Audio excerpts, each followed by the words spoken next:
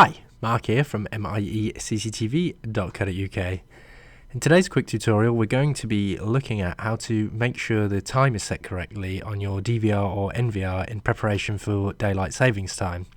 Now here in the UK the clocks change every March and every October to adjust for daylight savings, and the most common thing that we see is people's recorders being out by 1 hour because they haven't adjusted them accordingly to make sure that the correct time is set. So we're going to look at doing this two ways. Firstly, we're going to look on the DVR, and on the DVR that we've got it programmed on, it's using the new GUI 4 software. So what we would need to do in this instance is right click anywhere to bring up the menus, and then at the top if we click on the cog, and that will bring us into the general settings. Now we can see on the right hand side the DST mode. So we just want to make sure that we enable DST, and that we are going to set when this starts and when this ends. So the start time of this will be the last Sunday in March, and it's actually set at 1 AM for the clocks ready to go forward. So we just set this to March last, and it's always on a Sunday, and we'll just change this to 1 AM because the clocks will go forward at that time. And then in preparation for this Sunday, it is the last Sunday in October at 2 AM.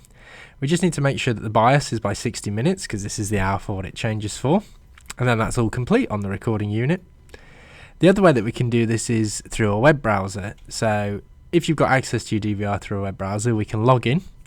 You can go into the configuration part of the recording unit, and then under system settings you'll see that there's time settings.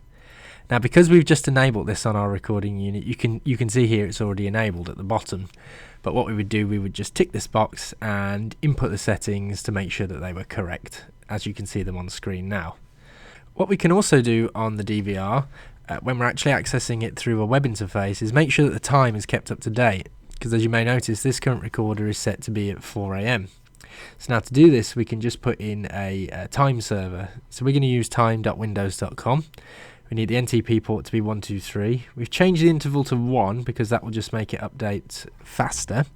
You can leave this at 60 minutes because it will just check every hour to make sure that the time is correct.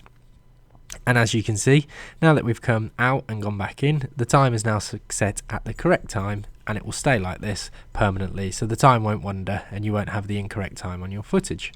This completes this video tutorial. Don't forget to like the video, share the video, and leave a comment down below if this helped you out.